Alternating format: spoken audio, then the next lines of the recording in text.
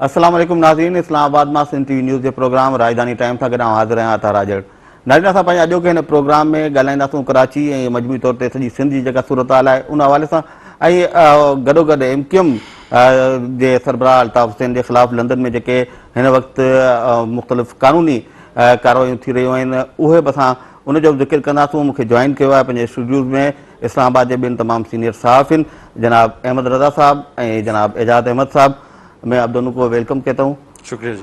आप लोग तशरीफ़ लाए और ख़ास तौर पर आपको बुलाने का मकसद भी यही है कि आपका ताल्लुक भी सिंध से है। कराची हैदराबाद के हालात आपके नज़रों के सामने हैं, वहाँ से सहाफ़त आपकी शुरू हुई और ओवरऑल 80s से लेके जो सिंध में तब्दीली आई MQM का वजूद जब आया उसके बाद, तो इस वक्त जो कराची आप देख रहे हैं लोग डरे हुए हैं क्योंकि लंदन में जो कार्रवाइयाँ हो रही हैं वो समझते हैं कि शायद वहाँ पे अगर इस तरह की कोई बात होती है MQM के कायद अल्ताफ़ हुसैन को गिरफ़्तार किया जाता है, हिरासत में लिया जाता है, तो उस सूरत हाल में कराची, हैदराबाद, सक्कर या सिंध के दीगर जो बड़े शहर हैं वहाँ पर कोई बहुत ज़्यादा गड़बड़ हो सकती है। तो ओवरऑल अब इस्लामाबाद में हम लोग बैठे हैं और इंटरनेशनल मीडिया को भी आप मॉनिटर करते हैं, तो क्या नज़र आ रहा है मुस्तकबिल में कि कोई इस तरह की कार्रवाई होने जा रही है? ज़ाहिर इस तरह की कोई बात होती है तो माजी में जिस तरह हमने देखा है कि उसका रद्दअमल शदीद होता है सिंध के शहरों में, तो इस तरह की कोई खदशात आपके सामने भी हैं?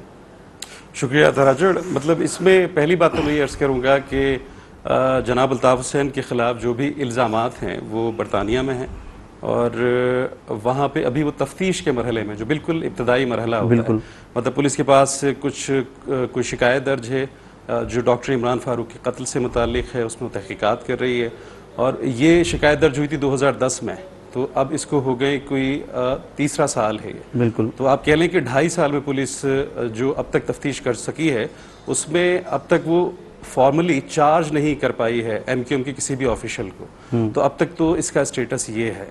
अच्छा, माजी में हमने देखा है कि इस तरह कभी बरतानिया में किसी भी इदारे ने MQM के किसी भी रहनुमा पे कोई भी इल्ज़ाम नहीं लगाया, ना कोई मुकदमा दर्ज किया, ना कोई FIR दर्ज हुई, ना कोई तफ्तीश हुई, जबकि आपको याद होगा कि तहरीक इंसाफ ने बहुत बड़ी कैंपेन चलाई थी और उसमें उसका यही मुतालिबा था कि MQM के ख़िलाफ़ एक इल्ज़ाम के तहत कार्रवाई की जाए कि वो पाकिस्तान में तशद्दुद को फ़रोग़ दे रही है, फ़रोग़ नहीं दे रही बल्कि तशद्दुद पे उकसाती है बकौल उसके, जिसको MQM सख्ती से रद्द करती है। बिल्कुल। तो ये इस तरह के इल्ज़ाम तो MQM पे लगते रहे हैं, लेकिन मेरा ये ख्याल है कि अब तक ये पूरा मामला इल्ज़ाम की हद तक ही है। नहीं, इसके बाद हमने देखा, आपने बात की है डॉक्टर इमरान खान की, लेकिन उसके साथ फिर हमने देखा जब डॉक्टर जुल्फ़िकार मिर्ज़ा जो उस वक्त होम मिनिस्टर थे सिंध के, उन्होंने जब इल्ज़ामात लगाए तो उसके बाद भी हमने इतना ज़्यादा तहरुक नहीं देखा था बरतानिया में, वहाँ की पुलिस या उन्होंने इतना कोई ख़ास नोटिस तो नहीं लिया।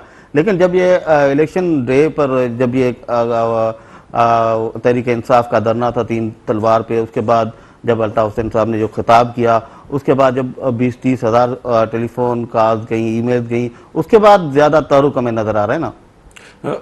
मतलब अता राजड़, आप हैदराबाद से ताल्लुक़ रखते हैं, हुसैनाबाद से, मैं लतीफ़ाबाद से हूँ, एजाज साहब भी हुसैनाबाद से ताल्लुक़ रखते हैं, तो हम ये तो जानते हैं कि सिंध में, ख़ास तौर पर सिंध के शहरों में सियासी तशद्दुद की ख़ास ताकत मौजूद है, उसको बनाया गया है और बड़ी बदकिस्मती की बात है कि ढके छुपे लफ्ज़ों में, ख़ासतौर पर अंग्रेज़ी प्रेस में तो खुल के लिखा जाता रहा है और सिंधी प्रेस में भी, लेकिन उर्दू प्रेस में ढके छुपे लफ्ज़ों में ये बात कही जाती रही है बरसों से कि तशद्दुद की इस ताकत को सियासी मकासद के तहत पाकिस्तान की सिक्योरिटी इस्टेब्लिशमेंट ने पाला पोसा और ऑर्गेनाइज़ किया है, मुनज़्ज़म किया है। लेकिन कराची में एक नया फिनोमेना आ रहा है जो हम देख रहे हैं कि वहाँ पे वो तालिबान जो पाकिस्तान के शुमाल मगरिब में महफूज ठिकाने लिए बैठे थे और उनमें भी अच्छे तालिबान और बुरे तालिबान की मतलब दो गिरोह सामने आते थे तज्जियों में। अच्छे तालिबान वो होते थे जो पाकिस्तान की सिक्योरिटी इस्टेब्लिशमेंट की हाँ में हाँ मिलाते हैं, बुरे तालिबान वो होते थे जो पाकिस्तान की सिक्योरिटी इस्टेब्लिशमेंट से लड़ाई पे तुले हुए हैं। तो वो अच्छे बुरे तालिबान दोनों इस वक्त कराची में मौजूद हैं और बाकायदा मोर्चा बंद हैं, वहाँ पे जिरगे भी कर रहे हैं। छोटे मोटे लोगों के जो केसेस होते हैं, चोरी के, प्लॉट की मिल्कियत के तनाज़ों के, दूसरे तनाज़ों के वो जिरगों में उनके फैसले कर रहे हैं और वहाँ पे तालिबान ने मोबाइल जिरगे मुतारिफ करवाए। वो एक हेयरिंग करते हैं, मतलब एक समाअत करते हैं 20-25 लोग मिलके, बिलफर्ज आपका मसला है, आपके घर में चोरी हुई है, आपने इल्ज़ाम लगाया कि अहमद रज़ा ने चोरी की है, तो आप गए तालिबान के पास, तालिबान की शूरा बैठेगी वहाँ 15-20 लोगों की, वो समाअत करेगी, अगली समाअत वो किसी और जगह पे रखेगी और उसकी इतला भी उन दो मखसूस लोगों को, मतलब आपको जो शिकायत को निंदा है और मुझे जो मुलजिम है, हम दोनों को इतला मिलेगी, हम दोनों वहाँ पहुँचेंगे। जनवरी में इसी साल आपको हैरत होगी, कराची में चोरी के केस में तालिबान ने एक शख्स को कोड़े मारे सरेआम, और वो वाइडली रिपोर्ट नहीं हुआ हमारे यहाँ मीडिया में। बिल्कुल। तो और कराची का आपको पता है अलकायदा से एक अलकायदा के हवाले से भी कराची का नाम रहा है, पिछले कई अहम रहनुमा वहाँ से गिरफ्तार हुए। बिल्कुल। और इसके अलावा नहीं, लेकिन तालिबान का नाम तो अब हमें नजर आता है, लेकिन ओवरऑल वहाँ पे जो आप देखें नोगो एरियाज हैं, जो होल्ड है एमक्यूएम, नाम आप शायद न लें लेकिन मैं नाम लेके कहना चाहूँगा कि एमक्यूएम के इलाकों में हर किसी का आना जाना वो बहुत मुश्किल होता था, और इस वक्त भी वो सूरत हाल वहाँ पर है। अब ये है कि दूसरी कुव्वतें आ गई हैं, अब कराची पे कब्जे की जंग जिसको कह रहे हैं काफ़ी सारे हमारे दानिश्वर तजज़िया निगार के, कराची पे कब्जे की जंग है, उसमें तालिबान भी हैं, उसमें पख्तून फैक्टर भी है, उसमें सिंधी भी है, कुछ पॉकेट्स में हैं, बलोच भी हैं, और एमक्यूएम जो है ना, जो इतने अरसे तक हुक्मरानी करती रही कराची शहर पे, तो उसको तो ज़ाहिर है वो चीज़ पसंद नहीं है, इसीलिए तालिबान की वो बात भी है, लेकिन उसको उछाला बहुत ज़्यादा गया है। जितना कुछ हमारे साथ हमारे दूसरे भाइयों ने किया है, तालिबान ने मेरे ख्याल में इतना तो कराची को नहीं उधेड़ा होगा। नहीं, मतलब एमक्यूएम एक सियासी कुव्वत तो है, ये तो आप भी मानते हैं, बहसीत सहाफ़ी मैं भी मानता हूँ। वो मुंतखब होकर सूबाई असेंबली में भी आती है, नेशनल असेंबली में भी आती है। मुंतखब कैसे होती है ये फिर सवाल या निशान है ना हमें। ये मतलब मैं और आप इलेक्शन की रिपोर्टिंग भी करते रहे, सही। तो बहुत सारे पहलू हैं। हमें तो सिंध में पता है कि वहाँ पे इलेक्शन कैसे होते हैं, और वो सूरत हाल आज तक बदली तो नहीं हुई है, बिल्कुल तब्दील नहीं हुई है। भले कितने भी दावे किए जाएं कि इलेक्शन कमीशन आज़ाद हो गया, फखरू भाई चीफ इलेक्शन कमिश्नर बन गए, या निगरान हुकूमत एक गैर जानिबदार आई, बाहर सूरत इलेक्शन वैसे ही हुए जैसे होते हैं, लेकिन इसका मतलब ये हुआ कि एमक्यूएम का एक वोट बैंक है, एमक्यूएम का एक सियासी चेहरा मौजूद है, और उस सियासी चेहरे को उसको बरकरार रखने के लिए सियासी फैसले भी करने हैं, सियासी जिद्दोजहद भी करनी है, और सियासी सोच भी रखनी है, और दूसरी जो सियासी जमातें हैं उनमें अपने हम ख्याल भी ढूंढने हैं, और उनके साथ इत्तेहाद भी करना है, इख्तलाफ भी करना है। लेकिन आप जानते हैं तालिबान की अब तक कोई सियासी चेहरा सामने नहीं आया है। तालिबान ने जो मुज़ाकरात की बात की थी उसमें उन्होंने मौलाना फजलुर रहमान को, मुनव्वर हसन साहब को और मियाँ मोहम्मद नवाज शरीफ साहब को अपना मुसालिहतकार या सालिस मतलब कहा था कि बना लें भले, और इनके ज़रिए हमसे बातचीत करे पाकिस्तान की रियासत। लेकिन मैं ये बता दूं कि सिंध में ये जो ख़तरा है जो तालिबान का है, शिद्दत पसंदी का है, वो माजी के सारे ख़तरों से ज़्यादा बढ़ के है। मतलब इलेक्शन से कुछ दिन पहले ही आपको याद होगा कि शिकारपुर जैसा इलाका, जहाँ पे मतलब हमने छोटे मोटे क्रैकर की तो कभी कोई बात सुनी होगी, या डाकुओं के फायर सुने होंगे, या डाकुओं के रॉकेट लॉन्चर्स की, या कबायली झगड़ों में दो मुतहारिब कबायली गिरोहों के आपस में मतलब तबादले सुने होंगे फायरिंग के, गोलों के, लेकिन खुदकुश बम धमाका नहीं सुना होगा। और वो वहाँ के एक बाअसर सियासी ख़ानदान की शख्सियत पे हुआ, जतोई साहब के ऊपर वो धमाका मतलब बम हमला हुआ, जिसमें खुदकुश उससे पहले एक दरगाह पर हुआ, दरगाह पे हुए। तो ये है कि सिंध, मैं जो समझता हूँ बहैसियत सिंधी, कि सिंध में आज भी जो मुख्तलिफ सकाफ़तों को, मुख्तलिफ ज़बानों को, मुख्तलिफ मज़ाहिब को लेकर चलने की जो सदियों पुरानी रीत है और जो ताकत है उसकी, जो उसकी पहचान है, वो अब भी बहुत मजबूत है।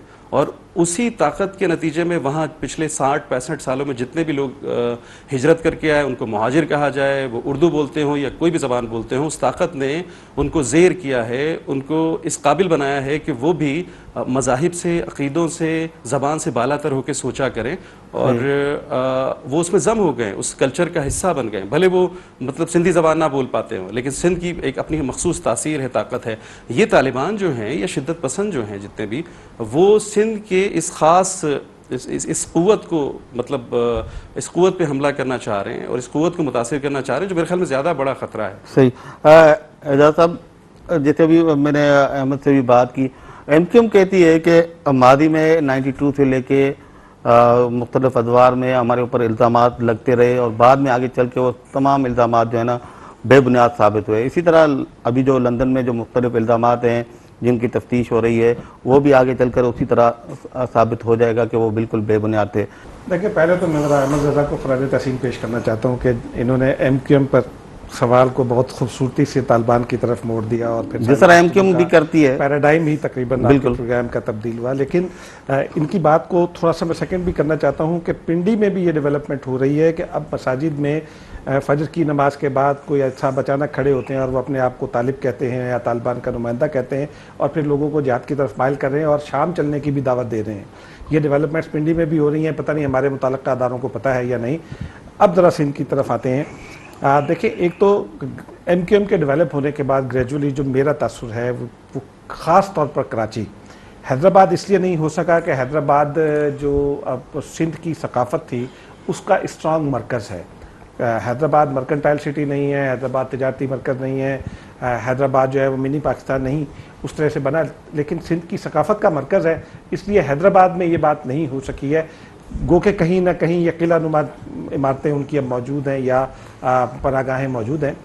कराची कबायली सोसाइटी की तरफ जा रहा है और इसी कराची के इसी कलर का फ़ायदा तालिबान और दीगर लोगों ने भी उठाया। जहाँ तक बात MQM की है, जब हम 90 की दहाई में भी देखते हैं, उससे पहले और उससे बाद भी जब भी इस तरह के वाक़यात हुए तो MQM के ख़िलाफ़ जब भी रियासत ने कोई ऑपरेशन किया उसके पीछे रियासत के अपने कुछ मकासद होंगे, क्योंकि MQM के बारे में ये कहा जाता रहा है। और जनरल आसिफ नवाज़ जब वहाँ से कराची कोर कमांडर के तौर पर वापस आ रहे थे तो मुझे याद है कि कराची एयरपोर्ट के लाउंज में उन्होंने एक आखिरी अलविदाई मुलाकात की थी बाज़ जर्नलिस्ट से और उसमें उन्होंने ये ओन किया था कि MQM की तश्कील में उनका कुछ ना कुछ किरदार है।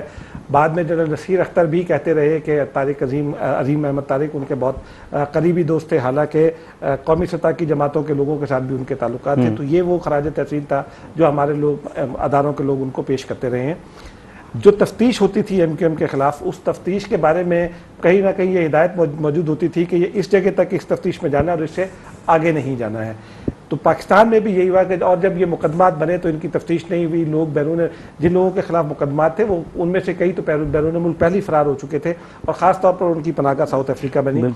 उसके बाद 3500 केसेज MQM के माफ़ हुए।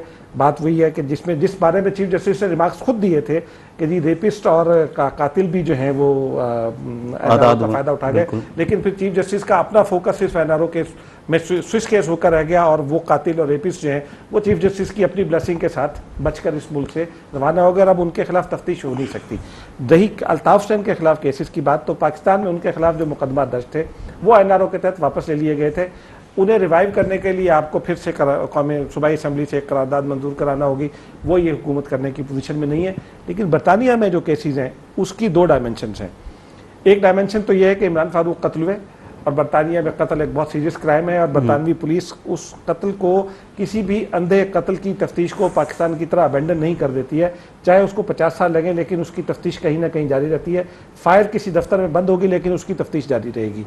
तो वो तफ्तीश उनकी जारी थी, लेकिन उसके साथ साथ मनी लॉन्ड्रिंग का केस आ गया और बरतानवी कवानीन में मनी लॉन्ड्रिंग का केस जो है तो कत्ल से भी ज्यादा संगीन, कत्ल से भी ज्यादा सख्त किस्म का जुर्म जो है वो मनी लॉन्ड्रिंग तस्वुर होता है, क्योंकि ताज़ा हालात पे बरतानवी कवानीन ये और बरतानवी जो कवानीन की परसेप्शन है वो ये समझती है कि मनी लॉन्ड्रिंग अगर आप करते हैं तो फिर उस दौलत को आप दहशतगर्दी के लिए, बड़े पैमाने पर दहशतगर्दी के लिए इस्तेमाल कर सकते हैं।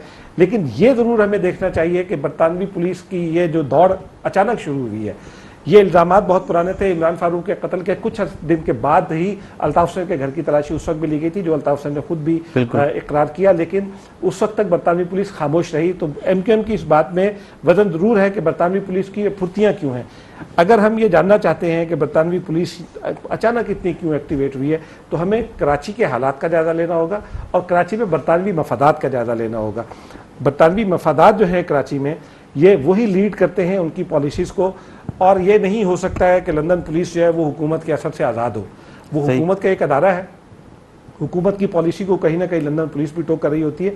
इसलिए इनका जो बरतानवी पुलिस की मौजूदा फुर्तियाँ हैं, मैं ये समझता हूँ कि उनका कराची की मौजूदा जो सिचुएशन है उसमें जो चेंज आ रही है और उसमें जो बरतानवी मफादात हैं उसके साथ उसका बराह रास्त एक लिंक है। हमें उस लिंक को तलाश करना चाहिए। अगर हम ये देखना चाहते हैं कि अल्ताफ हुसैन के खिलाफ क्या कार्रवाई होगी, तो जब तक हम उस लिंक तक नहीं पहुंचते, उसको हिट नहीं करते, हम ये कंक्लूड नहीं कर सकेंगे कि अल्ताफ हुसैन के खिलाफ अगर जो साबित भी हो जाता है तो क्या कार्रवाई होगी। टाइम हुआ ब्रेक का। नाज़रीन असां सां गॾु रहिजो, अचूं था नंढड़ी साई खां पोइ।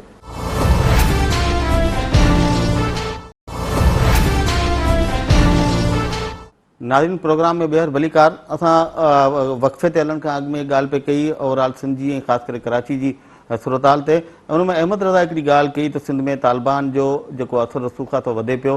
ख़ासि करे शिकारपुर जो हवालो बि ॾिनो जिते ख़ुदकुश हमलो थियो, उन खां अॻु में हिकिड़ी दरगाह ते हमलो कयो वियो। त ओवरऑल हिकिड़ी सिंध जे गरू खाते हिकिड़ी सर्वे हाणे ताज़ो कराई सिंध में मदरसनि जे हवाले सां, उहा पंहिंजे नाज़रीन सां शेयर कंदो हलां। उन सर्वे में इहो ॿुधायो वियो आहे त 12,545 मदरसा आहिनि सिंध में, जंहिंमां 2,161 मुख़्तलिफ़ फ़िरक़नि सां तालुक़ रखंदड़ मदरसा आहिनि। 74% जेके मदरसा आहिनि उहे कराची यानी कि शहरी सिंध में आहिनि। हैदराबाद बि उन में शामिल आहे, सखर बि शामिल आहे, जॾहिं त 8,191 मदरसा अहिड़ा आहिनि जेके 9/11 खां पोइ यानी कि 11 सेप्टेम्बर में जेको अमेरिका में हमलो थियो उन खां पोइ खोलिया विया आहिनि। 67% मदरसा अहिड़ा आहिनि जेके अहिड़ा माण्हू हलाए रहिया आहिनि जिन वटि सिंध जो डोमिसाइल कोन्हे। ऐं उन सां गॾोगॾु इहो बि तव्हांखे ॿुधाईंदो हलां त सिंध में जेके इहे मदरसा आहिनि इन्हनि में मजमूई तौर ते 1.5 लख शागिर्द हिन वक़्तु तइलीम अपराए रहिया आहिनि। ऐं 600 जेके मदरसा आहिनि तिन खे तमामु घणो ख़तरनाक करार ॾिनो वियो आहे। अहमद, बात आप कर रहे हैं तालिबान की। तालिबान का खतरा तो बिल्कुल है, वो तो हम सब सिर्फ सिंध वाले कराची वाले नहीं लेकिन पूरा पाकिस्तान जो है ना वो फेस कर रहा है उस खतरे को, और वो पूरे मुल्क के लिए और पूरे मैं तो ये समझता हूँ कि हम जो भी मुसलमान रहते हैं उनके लिए भी बहुत बड़ा खतरा बन गए, क्योंकि उनकी वजह से जो इमेज पूरी दुनिया में हमारा बन रहा है वो हमारे लिए खतरनाक बनता जा रहा है। हम दुनिया के किसी मुल्क में जब भी अगर जाते हैं तो मुंह उठाने के काबिल नहीं रहते, सिर्फ इन लोगों की वजह से। लेकिन बात फिर मैं दूसरी जिस तरफ आना चाह रहा हूँ, जिस पर मैंने शुरू में भी कहा कि MQM का जो किरदार है ओवरऑल, पहले हमने देखा महाजिर कौमी मूवमेंट थी, फिर मुत्तहिदा उन्होंने बनाई, ये नज़र आ रहा था कि शायद कुछ बेहतरी आए। सिंध के इशूज़ हैं, सिंध के इशूज़ पर आप देखें कभी वो हुकूमत छोड़ने की बात करते हैं, कभी इस तरह की नारेबाजी, लेकिन ओवरऑल सिंध के जो बुनियादी मामलात हैं उन पर उनका किरदार इस तरह तो नहीं रहा जिस तरह एक सिंधी का होना चाहिए जो ओन करता हो अपनी धरती को। कोई ऐसा डिसीजन आपको नज़र आया आज तक जहाँ उन्होंने स्टैंड लिया हो अपने सूबे के लिए, अपनी कौम के लिए? आपकी कई बातें जो हैं मैं उससे इत्तेफाक करता हूँ, लेकिन एक बात हमें जहन में रखनी चाहिए कि MQM जो है, मैंने जैसा कि कहा कि वो माजी में जो पाकिस्तान की सिक्योरिटी इस्टेब्लिशमेंट ने बहुत सारी जगहों पे, ख़ासतौर पर सिंध में कई लोगों को कुछ रोल दिए थे, तो उसमें MQM पे भी इल्ज़ाम लगता रहा है कि वो कुछ किरदार निभाती रही है सिक्योरिटी इस्टेब्लिशमेंट ने जो उसको दिए। और आप देखें 88 से देखें जब बेनज़ीर भुट्टो साहिबा ने अल्ताफ़ हुसैन से 18 निकाती मुआहिदा किया था, मेरे ख्याल में 18 निकात का था क्या था, वो चल नहीं सका। तो MQM की ये रिवायत भी रही है कि वो जब जी चाहे बिगड़ भी जाती है अपनी इत्तेहादी जमात से जो कि मरकज़ में हुकूमत कर रही है, वो पीपल्स पार्टी हो चाहे वो मुस्लिम लीग नून हो चाहे। और वो हमने 90 की दहाई में ये भी देखा कि अभी तो NRO की बात हो रही है, आप और मैं जानते हैं कि पूरी 90 की दहाई में होता ही रहा कि मुस्लिम लीग नून आए इख्तिदार में या पीपल्स पार्टी है, दोनों से MQM का पहला मुतालिबा क्या होता था, सियासी बुनियादों पे बनाए गए जो मुकदमात हैं वो खत्म किए जाएं। बड़ी बड़ी लिस्टें बनती थी, आपको याद होगा, मुख्तलिफ अजला से जाती थी वो, कराची में चीफ सेक्रेटरी के दफ्तर में, फिर वहाँ पे होम सेक्रेटरी के पास जाती थी और फिर वो केसेस माफ होते थे। तो ऐसे सैकड़ों केसेस माजी में ही माफ होते रहे हैं। तो किसी और जमात पे तो इस तरह के केसेस हुए नहीं, ना माफ हुए इस तरह से। तो MQM का जो मखसूस तर्ज सियासत है या सियासी जो चेहरा है या सियासत का अंदाज है वो कौन नहीं जानता, लेकिन मेरा ये ख्याल है कि जो साबिका फ़ौजी हुकूमत थी जिसने 8 साल पाकिस्तान में बड़े मज़े से हुकूमत की, और पाकिस्तान के बहुत सारे जजों ने जो है उनको आइन में मतलब तरमीम करने का और इस मुल्क में मुतलकुल इनान मतलब जो चाहे वो करने का उनको सनद दे दी, उनको हुकूमत करने की ताकत दे दी, और उनके सारे गैर आइनी इक़दामात को जो है पार्लियामेंट ने भी वैलिडेट किया। हाँ, वैलिडेट कर दिया। तो उस 8 साल के दौरान हम देखते हैं कि MQM पावर में रही और वो 8 साल बड़े अहम थे। उन 8 सालों में हमने देखा कि MQM ने अपने आप को जो है एक शहरी और तरक्की पसंद जमात के तौर पे पेश किया। जगह जगह कराची में, हैदराबाद में, सक्खर में तरक्याती कामों पे तवज्जो दी। और लेकिन उसके 12 मई भी 12 मई में मैं उसी तरफ आ रहा था कि उसी दौरान 12 मई आ जाता है तो हम कुछ और देखते हैं। दिन दहाड़े आला तरीन और जदीद तरीन हथियारों के साथ लोगों को खुलेआम कत्ल करते देखते हैं। और 12 मई के एक एक विक्टिम के मैं घर गया हूँ 12 मई के बाद, और उसकी फाइंडिंग में आज तक शेयर नहीं कर सका। ये मेरी मजबूरियां हैं। तो बहुत सारी मजबूरियां हैं पाकिस्तान में सहाफ़ियों की। उस सब के बावजूद MQM को पीपल्स पार्टी के जो शरीक चेयरपर्सन थे, हैं भी बल्कि, सदर आसिफ अली जरदारी साहब, उन्होंने अपने साथ रखा। वो बार बार अलग होते रहे हर कुछ अरसे के बाद, लेकिन उसके बार बार उसको बनाने की कोशिश करते और वो लेकर आ जाते। तो इससे एक चीज तो साबित होती है कि MQM मरकज में मौजूद किसी भी हुकूमत की मजबूरी है। नहीं, दोनों पार्टियों के रहनुमाओं ने उस दौरान अब एक दूसरे को टोपियां पहनाई। वो टोपियां अब पार्टी के रहनुमाओं ने पहनी, किसने पहनी, अब वो तो एक अलग बात है। वो 8 साल के बाद वो 5 साल और आ गए, वो तसलसल 13 साल तक जारी रहा। और उसकी वजह से सिंध के जो असल बाशिंदे हैं उन्होंने क्या तकलीफें बर्दाश्त की, क्या नहीं की, वो भी आपसे ढकी छुपी नहीं है। लेकिन फिर मैं उसी बात पे आऊँगा एजाज कि MQM का किरदार, उनके नारे और जिस तरह की वो बातें करते हैं, और असल में वो करते क्या हैं। देखें, अगर आप MQM की हिस्ट्री का जायज़ा लें तो MQM की क़याम की जो वजूहात बताई जाती हैं वो ये कि जी मुल्क में वडेराशाही है, मुल्क में सरमायाकारों का और सनतकारों का कब्ज़ा है और फौजी एस्टेब्लिशमेंट का कब्ज़ा है। अब MQM की हिस्ट्री पर नज़र डाल लें कि 88 में जब फ़ौज ने कहा या किसी अदारे ने कहा कि जी आप बेनज़ीर भुट्टो के साथ मुआहदा कर लें, तो बेनज़ीर भुट्टो के साथ मुआहदा हो गया। और फिर बेनज़ीर भुट्टो के साथ मुआहदा तोड़कर 1 महीने तक उसको छुपाया गया और फिर दूसरे सरमायादारों के नुमाइंदे नवाज शरीफ के साथ मुआहदा कर लिया गया। MQM ने फ़ौज की मुखालफत की तो जनरल मुशर्रफ, जनरल ज़िया से लेकर जनरल मुशर्रफ तक के इक़्तिदार में शामिल रहे। MQM ने वडेरों की मुखालफत की, वडेरा शाही की मुखालफत की। तो बेनज़ीर भुट्टो, अगर उन मानों में देखा जाए तो बेनज़ीर भुट्टो एक बड़ी वडेरी थी, आसिफ अली जरदारी भी एक बड़े वडेरे हैं उन्हीं मानों में। नहीं, मुल्क में वैसे एक तासुर ये है ना कि वो वडेरों की, जागीरदारों की जमात है, वो सरमाएदारों की जमात है, वो उनके साथ शामिल रहे। अगर हम सरमायाकारों की तरफ देखें तो वो नवाज शरीफ के हामी रहे। सिर्फ एक टाइम ऐसा आया था कि MQM इक़्तिदार में नहीं थी और वो बेनज़ीर भुट्टो की दूसरी हुकूमत थी जिसमें MQM के खिलाफ एक शदीद किस्म का ऑफेंसिव लॉन्च किया गया था। और उस ऑफेंसिव की कामयाबी की वजह ये थी कि वो ऑपरेशन IB और पुलिस ने किया था। सही, और इसलिए वो कामयाब हुआ। लेकिन उसके बाद का आप देख लीजिए कि पिछले, अगर हम सिर्फ 2 सालों पर नज़र डालते हैं और बल्कि पिछले चंद हफ्तों पर ही नज़र डाल लें तो MQM की अपील आती है यौम शोक की, फिर अचानक एक नामालूम अफराद आते हैं। नामालूम अफराद जो हैं वो दुकानें बंद करा देते हैं, नामालूम अफराद चंद बसों को आग लगा देते हैं, नामालूम अफराद दर्जन 2 दर्जन लोगों को गोलियां मार देते हैं। फिर उसके बाद MQM की जानिब से एक अपील आती है कि जी अमन कायम कर दिया जाए, दुकानें खोल ली जाएँ, और कल ये नहीं होगा तो वो सारे नामालूम दुकानें खुल जाती हैं, वापस अपने अपने घरों को चले जाते हैं। तो ये शायद लिंक्स तो कहीं ना कहीं मिलते हैं। फिर नामालूम तो शुरू जब से MQM बनी है ये MQM नामालूम मौजूद है। हमें थोड़ा सा इन चीज़ों पर भी देखना चाहिए ना कि MQM ऐसा क्यों करती है और उसको कौन मजबूर करता है। ये ठीक है, MQM के अपनी बात मफादात भी होंगे, एक पॉलिटिकल पार्टी है, उसके मफादात भी होंगे, सब कुछ होगा। और पिछले चंद सालों में MQM ने कई हवालों से कुछ अच्छा किरदार भी अदा किया। मसलन बिजली और पेट्रोलियम की कीमतों पर वो हुकूमत छोड़कर बाहर भी आया और हुकूमत को मजबूर किया कि उन कीमतों को वापस लिया जाए। इस तरह के इक़दाम हमें ज़रूर नज़र आते हैं। लेकिन फिर जो आपके मुल्क के जो असल हुक्मरान हैं उनके साथ भी उनके रवाबित की तस्दीक मिलती है। लेकिन अगेन वही कि क्या बैरूनी क़ुव्वतें ऐसी हैं जिनके MQM के साथ कुछ मफादात वाबस्ता है। MQM के मुस्तकबिल का किरदार भी अब उन्हीं से तय होगा। उनके ऊपर हमें ज़रूर देखना चाहिए कि कराची की सिचुएशन क्या है। अब कराची में तालिबान नंबर जो रहे हैं, तालिबान के ख़िलाफ़ MQM किसकी ज़रूरत बन सकती है, क्योंकि बहरहाल MQM ने तालिबान के ख़िलाफ़ एक ज़ोरदार और जिम्मेदाराना किस्म की आवाज़ उठाई है। तो MQM उनके खिलाफ एक दीवार कराची में बन सकती है। पीपल्स पार्टी वो किरदार कराची में अदा नहीं कर सकती जो MQM कर सकती है। पीपल्स पार्टी अंदरूनी सिंध में कर सकती है। लेकिन उसमें बरतानिया के मफादात क्या हैं?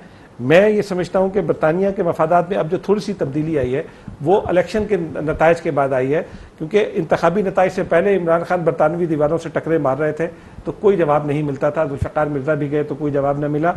लेकिन इंतखाबी नताइज जब आए और जब नाज़िमाबाद के हल्के से पीटीआई के उम्मीदवार के बहुत ज़्यादा वोट इस हकीकत के बावजूद सामने आए कि वहाँ उनका पोलिंग एजेंट भी नहीं था, तो फिर शायद ब्रिटिश एस्टेब्लिशमेंट ने फैसला किया कि एमक्यूएम को थोड़ा सा सबक सिखाया जाए कि एमक्यूएम कहीं उनकी लिमिट से कहीं बाहर ना जा रही हो।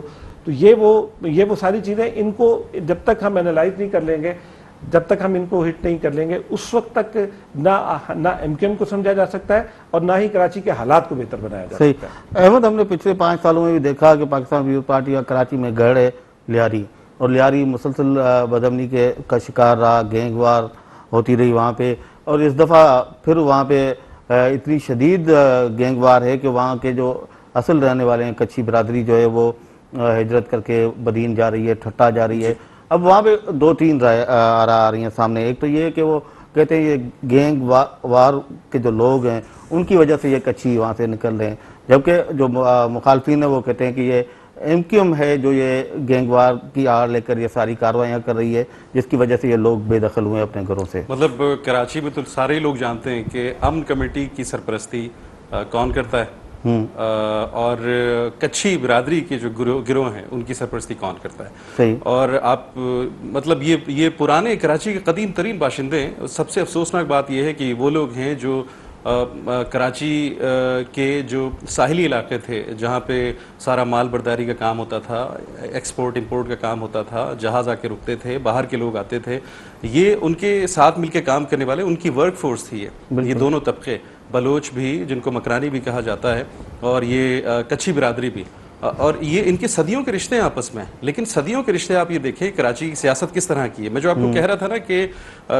कराची में सिक्योरिटी इस्टेब्लिशमेंट का खास रोल है, वो मुख्तलिफ वो मुख्तलिफ लोगों को वहाँ पे मुख्तलिफ सियासी, जराइम पेशा और शिद्दत पसंद गिरोहों को उसने मुख्तलिफ किरदार बांटे हुए हैं। इस तरह के इल्ज़ामात आते हैं, और इन इल्ज़ामात में कितनी सदाकत है, वहाँ की जो ग्राउंड रियलिटीज़ हैं उनको देखते हैं तो हमें लगता है कि कहीं ना कहीं कुछ तो ऐसा है कि कच्ची और जो बलोच है वो आपस में लड़ पड़े, दोनों ने एक दूसरे पे गने तान ली, और दोनों ही के पास अब ऐसे आर्म्ड मिलिटेंट ग्रुप्स हैं जो एक दूसरे को मारते भी हैं और मतलब एक दूसरे की टारगेट किलिंग भी करते हैं और भत्ते भी लेते हैं।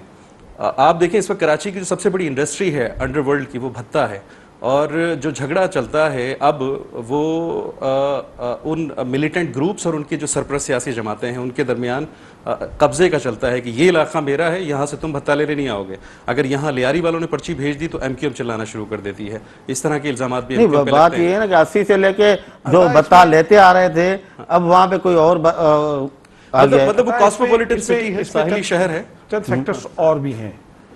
मतलब मैं ये समझता हूँ कि पीपल्स पार्टी की हुकूमत हो या किसी की भी, या अगर कोई और अदारा किसी को सपोर्ट करता है तो उज़ैर बलोच का बैकग्राउंड देखना चाहिए और अब उनसे ये पूछना चाहिए कि अब वो इतने बड़े घर में कैसे रहते हैं, उनका सोर्स ऑफ इनकम क्या है। यही ये छोटे छोटे बज़ाहिर ये छोटी छोटी चीज़ें नज़र आती हैं। लियारी में नौजवानों की एक बहुत बड़ी तादाद अब ऐसी है जिनके पास चंद सालों पहले तक सिगरेट खरीदने के पैसे नहीं होते थे, अब बताया जाता है कि वो प्लाजो के मालिक हैं। बिल्कुल, लियारी बलूचिस्तान की बॉटलनेक है। और लेकिन यही लियारी नहीं, ये कराची के हर इलाके में क्रिमिनल लोगों के बारे में कहा जाता है, लेकिन बलूचिस्तान की बॉटलनेक लियारी है। बलूचिस्तान को जाना है आपने तो वहां से होकर जाना है। इसीलिए ये स्ट्रॉन्ग रिपोर्ट्स इस बात की भी मौजूद हैं कि लियारी में जहां एमक्यूएम का इंटरेस्ट है, जहां पीपल्स पार्टी का इंटरेस्ट है या जहां एनपी का इंटरेस्ट है, उनके अलावा लश्कर जंगवी का भी इंटरेस्ट है, और लश्कर जंगवी की कंसंट्रेशन लियारी में नज़र भी आती है। और बहुत सी रिपोर्ट्स ऐसी हैं जिसमें ये कहा जाता है कि बलूचिस्तान में जो हज़ारा बरादरी के खिलाफ कार्रवाइयाँ होती हैं उन तक में बाज़ वो लोग इन्वॉल्व होते हैं जो लियारी में आकर सेटल होते हैं, यहाँ से निकलते हैं, बलूचिस्तान में कार्रवाइयाँ करते हैं और वापस आते हैं। तो ये जो लियारी की जो सिचुएशन है, इसका एक पहलू सियासी है, लेकिन इसका एक पहलू ये मजहबी इंतहा पसंदी आप कह सकते हैं या फिर कवायद कह सकते हैं, वो है। और वो डेवलप कैसे हुई, उसको डेवलप किसने होने दिया, क्योंकि मुझे याद है कि जब लेट 80s में जब ये बहुत शोर पड़ा था गफ़ार ज़िक्री ग्रुप के ख़िलाफ़, जब ज़िक्री कबीले के ख़िलाफ़ बलूचिस्तान में जब ज़िक्रियों के ख़िलाफ़ हुआ था, तो उसी वक्त से फिर ये गफ़ार ज़िक्री ग्रुप का तज़किरा आना शुरू हुआ और फिर एजेंसीज़ की उस तरफ कंसंट्रेशन हुई। लेकिन हालात ख़राब होने के बाद के बजाय, हालात ठीक होने के बजाय बिगड़ते गए। उससे पहले भी लियारी में ये सारे ग्रुप्स मौजूद थे। ये भत्ते के मामलात, जो उज़ैर बलोच के वालिद थे शेरू, उनके बारे में भी ये कहा जाता था कि वो शहर भर से भत्ता लेते हैं। शहर में काला नाग भी था, भत्ता लेने वाले मौजूद थे, इस तरह के और लोग भी थे, लेकिन उन भत्तों के अपने अपने इलाके तकसीम थे, उनको अपनी अपनी लाइन्स थी, सेट पैटर्न्स थे, और उनका दरमियान कोई झगड़ा नहीं होता था। ये झगड़ा उस वक्त शुरू हुआ है जब इस तरह के मफादात उसमें आए हैं और फिर एजेंसीज की कंसंट्रेशन उसमें बढ़ी है। कोई ये नहीं जानने की कोशिश करता कि वो एसपी असलम, क्या नाम है उनका, चौधरी असलम, उनके मफादात लियारी के अंदर क्या हैं, या किसी एक खास अदारे के किसी एक खास अफसर के अपने मफादात क्या हैं, या लश्कर जंगवी के मफादात क्या हैं, या तहरीक तालिबान के मफादात क्या हैं। लेकिन मैं एक छोटी सी- ब्रेक का टाइम है, ब्रेक से वापस आके फिर कंटिन्यू करते हैं इधर से। नाज़रीन असां गॾु रहिजो। अच्छा, ब्रेक खां पोइ असां इन ॻाल्हि जो बि जाइज़ो वठंदासीं जेको सुप्रीम कोर्ट कल्ह हुकुम जारी कयो आहे त सेप्टेंबर ताईं मकानी इदारनि जूं चूंडूं कराई वञनि, त उहे केतिरे हद ताईं मुमकिन थींदियूं सॼी सिंध में ऐं ख़ासि करे कराची में। असां सां गॾु रहिजो।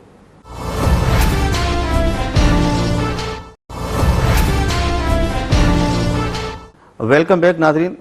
अहमद, अगर तुम कुछ कहना चाह रहे थे बात कर लो तो। मैं सिर्फ ये कहना चाह रहा था कि कराची में जो छोटे छोटे किरदार है ना, उज़ैर बलोच, चौधरी असलम, ये वो, बात इससे बहुत बड़ी है।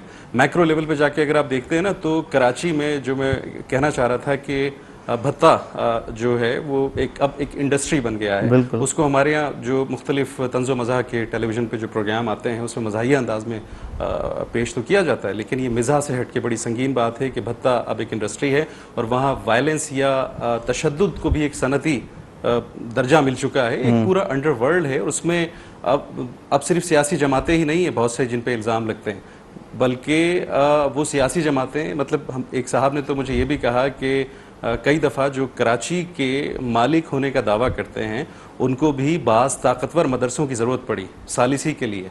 और ये भी सुना कि वो लोग कलदम जमात के पास भी गए कि चलें हम आपको एक जगह से टिकट देते हैं, आप हमारी जमात की तरफ से इलेक्शन लड़ें, जो कि बात बन नहीं सकी।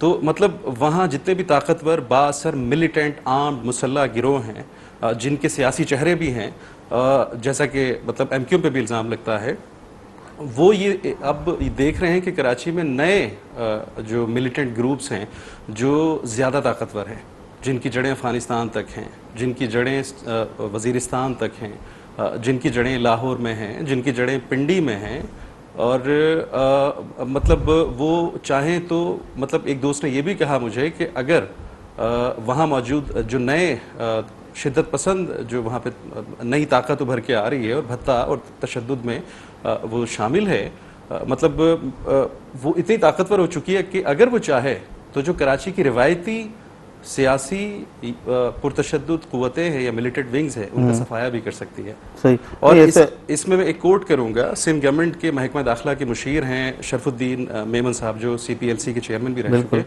उन्होंने परसों मेरी उनसे बात हो रही थी, उन्होंने बताया कि कराची में शिद्दत पसंदों का और मकामी जो जराइम पेशा गिरोह हैं उनका गठजोड़ हो चुका है। अब इसको समझिएगा जरा गहराई में जाके कि गठजोड़ किस तरह का है। मतलब वो एक दूसरे से अब ट्रांजैक्शंस कर रहे हैं, लेन देन कर रहे हैं, बातचीत कर रहे हैं कि ये मेरा इलाका है, इसमें तुम नहीं आओगे, ये मेरा इलाका है, इसमें तुम नहीं आओगे।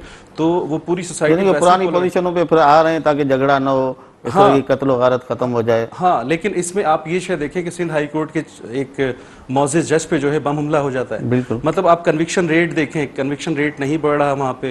जो जितने भी शिद्दत पसंद पकड़े जाते हैं या कोई भी क्रिमिनल पकड़ा जाता है उसको पता है कि ये कोर्ट्स मेरा कुछ नहीं कर सकती, ये पुलिस मेरा कुछ नहीं कर सकती, भले ही टेलीविजन पे ले आए कि भाई हमने एक टारगेट किलर पकड़ा। नहीं, जो भाई लोग 2-3 दिहाई से दंदनाते रहे वहाँ पे इसी कानून का सहारा लेके आज वो। मैं एक बात कहना चाह रहा हूँ, खत्म करूंगा, कि कराची में आपकी रियासत है ही नहीं, उसकी इतनी सलाहियत ही नहीं है। कब रही है?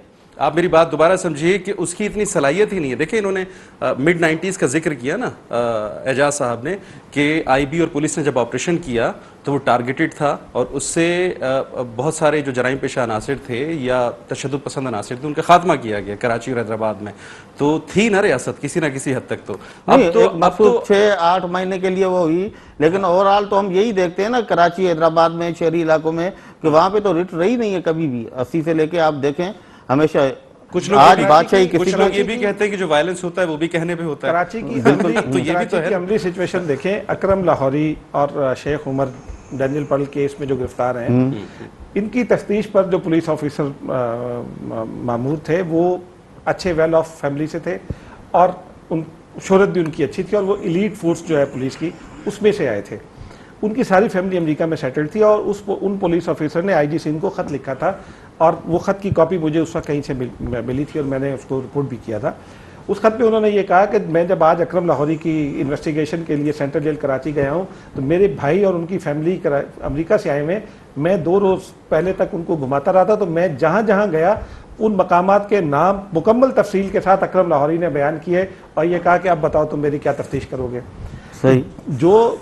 जिन ग्रुप्स ने इतनी बड़ी रियासत कराची के अंदर कायम कर ली है, उनकी मौजूदगी में अनटिल एंड अनलेस के रियासत पाकिस्तान और उसके अदारे, रियासत पाकिस्तान और उसके अदारे जब तक ये नहीं तय कर लेते कि ये हमारे दुश्मन है और हमने इनके साथ जी कोई लाइन ड्रॉ करना होगी ना, कोई हदबंदी करना लाइन ड्रॉ होगी। करनी होगी। हमारे अदारे अब तक लाइन ड्रॉ करने पर तैयार नहीं है, लेकिन जहां हमारे अदारों ने लाइन ड्रॉ कर लिया, मसलन वॉर ऑन टेरर में जहां हमने लाइन ड्रॉ कर लिया और वो ये कहते हैं कि जी हमें ये जंग लड़ने दें, तो वहां कहीं मौलाना फजल रहमान आ जाते हैं और कहीं इमरान खान और कहीं नवाज शरीफ खुद। लेकिन जब सवाल में हमने कुछ करना चाहा तो कर लिया ना। नहीं तो पॉलिटिकल गवर्नमेंट थी ना, पॉलिटिकल गवर्नमेंट गवर्नमेंट ने सवात ऑपरेशन की ओनरशिप ली थी, लेकिन इस वक्त की जो पॉलिटिकल गवर्नमेंट है वो फाटा में या किसी भी और जगह पर ऑपरेशन की ओनरशिप लेने पर तैयार नहीं है। वही अगर करना चाहें तो कर सकते हैं ना हम। बात है कि हमारे इदारे हमारे मुल्क की, एजाज साहब जो बात कह रहे हैं मैं इसी को आगे बढ़ाऊंगा, जो हमारे मुल्क की पॉपुलर पॉलिटिकल फोर्सेस हैं उनको हमारे रियासती इदारों ने मारा है, कुचला है और उनको बरसों तक उनको ये एहसास दिलाया है कि तुम्हारी हैसियत कुछ नहीं है, तुम्हें जो वोट मिलते हैं उनकी हैसियत कुछ नहीं है। तो वो रियासत जो है या वो रियासती इदारे जो हैं अब आहिस्ता आहिस्ता पिछले 5-6 वर्षों में उनको ये एहसास हुआ है। बज़ाहिर हम तो जो देखते हैं उनके एक्शंस और फैसलों से उन्हीं की बिना पे तज़किया कर सकते हैं ना कि वो ये समझ रहे हैं कि उन्हें भी अब सियासी क़ुव्वतों की ज़रूरत है। मैं जो नुक्ता कहना चाह रहा हूँ कि जो सियासी क़ुव्वतें हैं जिसमें MQM भी शामिल है, ये भी अब यरगमाल हैं और इसमें अब मसला थोड़े से ज़्यादा बड़े कैनवस पे देखने का है कि जो शिद्दत पसंद हैं वो न MQM को छोड़ेंगे, न वो पीपल्स पार्टी को छोड़ेंगे, न वो मुस्लिम लीग नून को छोड़ेंगे, न वो तहरीक इंसाफ को छोड़ेंगे। एक फैक्टर देखें था, जो शिद्दत पसंद ग्रुप्स है ना, जो खास तौर पर कराची के तनाजुर में अगर आप देखें तो इनके जो इंडिविजुअल्स हैं वो ज़्यादातर वो हैं जो एक ज़माने में MQM के साथ वाबस्ता थे, उसकी पूरी तंजीम को अंदर से जानते थे और उसकी वीकनेस और स्ट्रेंथ दोनों को जानते थे। वो जब MQM से नाराज़ होकर छोड़ कर गए और उस वक्त भी झगड़ा जो कहा जाता है वो मफादात का झगड़ा था, माली मफादात का, जब वो ये छोड़ कर गए हैं तो उसके बाद उनका सबसे ज़्यादा जो आसान टारगेट है उनके लिए वो MQM ही है। मैं ये बात कर रहा था कि इस वक्त जो पोलिटिकल गवर्नमेंट मौजूद है, आज भी वो जब अभी आपको पता है ना DGIB कराची गए थे लियारी की सिचुएशन पर, जब उन्होंने प्राइम मिनिस्टर को रिपोर्ट दिया है तो उन्होंने जहाँ ये बताया है कि जी 102 लोग मारे गए हैं पिछले 6 महीने में, वहाँ उन्होंने ये भी बताया कि एक ऑपरेशन की जरूरत है, लेकिन वो ऑपरेशन कौन करेगा? उस ऑपरेशन की पोलिटिकल ओनरशिप लेना होगी, लेकिन नवाज शरीफ की हुकूमत उनकी पॉलिटिकल ओनरशिप लेने पर इसलिए तैयार नहीं है कि पंजाब में उनको तालिबान का खौफ है और वो पंजाब में तालिबान को इस बात की इजाज़त देने पर तो शायद तैयार हैं कि जी सुबह मस्जिदों में आकर आप जिहाद का प्रचार कर लें, लेकिन वो इनके खिलाफ ऑपरेशन करके उसकी ओनरशिप इसलिए लेने पर तैयार नहीं है कि जी उनके अपने वोट बैंक के। आखिरी 2 मिनट बचे हैं एजाज, एक कमेंट आपका चाहिए होगा। सुप्रीम कोर्ट ने कल हुक्म दे दिया है चारों सूबों को कि सितंबर तक आप जो है लोकल गवर्नमेंट के इंतखाबात करा लें। मुमकिन लगते हैं सिंध में, खासतौर पर कराची में? पहली बात तो मुझे यही समझ नहीं आती कि चीनी की कीमत हो, अतीका ओडो के पास से कोई बोतल निकले या माजी के मुकदमात हो और सियासी हुकूमतों के फैसले हों, इस पे मतलब हमारी अदालत क्यों आ जाती है बीच में? तो मेरे ख्याल है कि पार्लियामेंट ने ये तय कर दिया है कि सूबे बाख्तियार हैं, तो सूबे जब चाहेंगे उनको बल्दियाती इंतखाबात, लेकिन आइन के तहत तो जिम्मेदारी तो है ना, है उनकी, बिल्कुल है। लेकिन मेरे ख्याल में कोई हमारे मुल्क में अब नया, पहले तो ये होता था ना कि मरकजी वफाकी जाबिराना निज़ाम था जिसको 18वीं तरमीम के तहत थोड़ा सा बेहतर बनाया गया, तो अब कोई मरकजी अदालती निज़ाम आ रहा है। मतलब मैं इसके आखिरी कमेंट, मैं रजा की बात से इत्तफाक करूंगा कि शायद फेडरेशन ऑफ पाकिस्तान जो है, फेडरेशन ऑफ कॉन्स्टिट्यूशनल पाकिस्तान या federation of supreme court of Pakistan में कहीं तब्दील ना हो, लेकिन बल्दियाती इंतखाबात तो मुमकिन है। अगर आम इंतखाबात हो सकते हैं सिचुएशन में, सिंध में बल्दियाती इंतखाबात मुमकिन है, लेकिन देखना यह जो सिंध हुकूमत की अपनी मजबूरियाँ हैं, क्योंकि अभी जो उनको फौरी ख़तरा है वो फौरी ख़तरा दो जगहों से है कि कराची में जब वो बल्दियाती इंतखाबात कराने की कोशिश करेंगे तो बाद इलाकों पर ANP अपनी डोमिनेंस चाहती है, बाद इलाकों पर लेकिन लोकल गवर्नमेंट का जो निजाम है उस पर भी तो इत्तेफाक नहीं है ना। उसी पर मैं ये कह रहा हूँ ना, इत्तेफाक तो हो गया, इत्तफाक तो अब आप देखिए कि जब 79 का बहाल किया है तो एमक्यूएम की जानिब से भी कोई बहुत बड़ा एहतजाज नहीं आया। एमक्यूएम उसके तहत बल्दियाती इंतखाबात में हिस्सा भी ले लेगी, लेकिन कराची की जो तकसीम का मामला है उसमें अब चौथा फैक्टर, और वो भी बैनुल अक़वामी अदारों और ताकतों की मदद से आ रही है, पीटीआई। तो अब जहां पहले वो 3 लोगों में तकसीम होना था कराची, अब वो 4 लोगों में उसकी जो है ना बादशाह तकसीम होनी है। लेकिन बाहर सिंध में तो ये मुमकिन है। कराची में जो हुकूमत को हिंड्रेंस हो रही होगी वो इसी पॉलिटिकल रियलिटी की वजह से हो रही होगी कि ये जो तकसीम है इस पर होने वाले झगड़े को किस तरह रोका जाए। जब तक सिंध हुकूमत ये नहीं तय कर लेगी कि जी ठीक है पीसफुल ये इलाके आप ले लें और पीसफुली इंतखाबात होने दें, उस वक्त तक कराची में अमलन इंतखाबात मुमकिन नहीं होंगे। एक बात मेरा ख्याल है कि सिंध की और पाकिस्तान के तमाम सूबों की सियासी कुव्वतों में इतनी बसीरत है, इतनी ताकत मौजूद है कि वो अपने मामलात को बेहतर तौर पर चला सकते हैं। बहुत शुक्रिया आप दोनों मेहमानों का। नाज़रीन, तव्हां असांजूं ॻाल्हियूं ॿुधियूं। सुभाणे ताईं मूंखे ॾींदव इजाज़त। अल्लाह वाहिद।